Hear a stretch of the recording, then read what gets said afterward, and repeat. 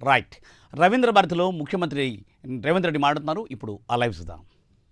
10 సంవత్సరాలు డిఎస్సి నోటిఫికేషన్లు ఇవ్వకపోవడం, ఇచ్చిన పరీక్షలు రాయకపోవడం, పరీక్షలు రాసిన ప్రశ్నాపత్రాలు జవాబు పత్రాలు జిరాక్స్ సెంటర్లలో అమ్ముతుంటే వాటన్నిటిని పక్కన పెట్టి టెట్ పరీక్షలు నిర్వహించడమే కాకుండా డిఎస్సి నోటిఫికేషన్ ఇచ్చి 55 రోజులలో మా అధికారులు పరీక్షలు నిర్వహించడం, ఫలితాలను ఇవ్వడము, నియామక పత్రాలను అందజేయడం కూడా 55 రోజుల్లోనే 11,000 పైచిలకు ఉపాధ్యాయులను నియమించిన చరిత్ర తెలంగాణ రాష్ట్రంలో మన ప్రభుత్వానిది, ప్రజాపాలనది.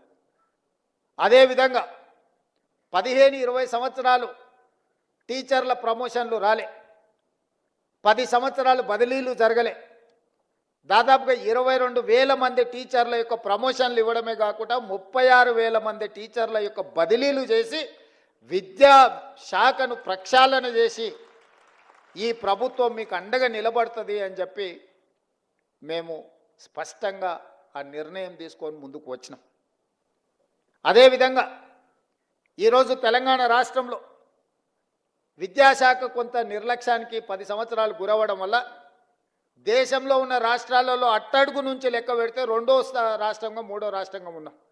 మొదటి నుంచి లెక్క పెడితే 1, 2, 3లో ఉండాల్సిన తెలంగాణ రాష్ట్రం విద్యాశాఖలో చిట్ట చివరి నుంచి లెక్క పెడితే రెండో స్థానంలో మూడో స్థానంలో ఉండడం అనేది ఇది ఆందోళన కలిగించే విషయము.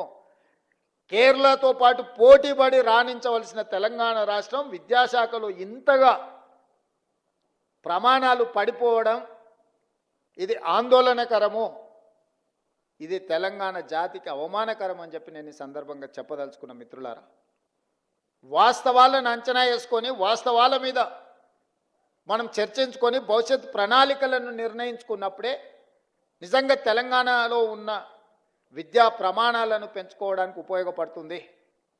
ఈరోజు మేము పోటీ పరీక్షలకు చదువుకున్నాం, పరీక్షలలో ఫలితాలు సాధించినాం, ఉద్యోగం వచ్చింది, మా బాధ్యత అయిపోయింది అని ఎవరైనా అనుకుంటే అది తెలంగాణకు న్యాయం చెయ్యదు, న్యాయం జరగదు. ఈ రోజు నుంచి మీరు రెట్టించిన పట్టుదలతో ఈ రోజు నుంచే మీరు ఇది ఉద్యోగం కాదు, ఇది ఒక భావోద్వేగం, ఈ తెలంగాణ నిర్మాణంలో మేము భాగస్వాములమైనాం, ఇది ఒక గొప్ప అవకాశం మాకు వచ్చిందని మీరు నిర్ణయించుకొని ఈ భావోద్వేగానికి పునరంకితం అవ్వడం ద్వారా తెలంగాణకు మేలు జరుగుతుంది, తెలంగాణ యొక్క భవిష్యత్తు రూపురేఖలు మారబోతున్నాయని చెప్పి నేను మీకు అందరికీ చెప్పదలుచుకున్నాను. అదేవిధంగా ఈ సందర్భంగా 1-2 విషయాలు మీతో నేను చర్చించదలుచుకున్నాను.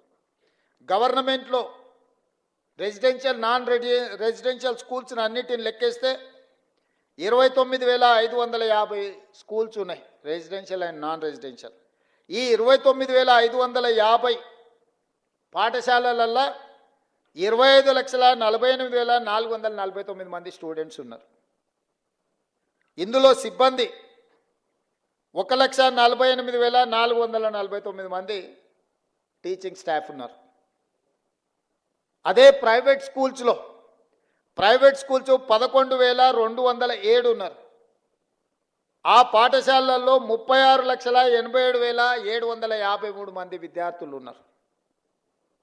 వాళ్ళ సిబ్బంది 1,83,372 మంది ఉన్నారు. నేను ఈరోజు మిమ్మల్ని అడగదలుచుకున్నా, దాదాపుగా 30,000 పాఠశాలల్లో 25,50,000 మంది విద్యార్థులు ఉంటే 11,800 ప్రైవేటు పాఠశాలల్లో 36,87,000 మంది విద్యార్థులు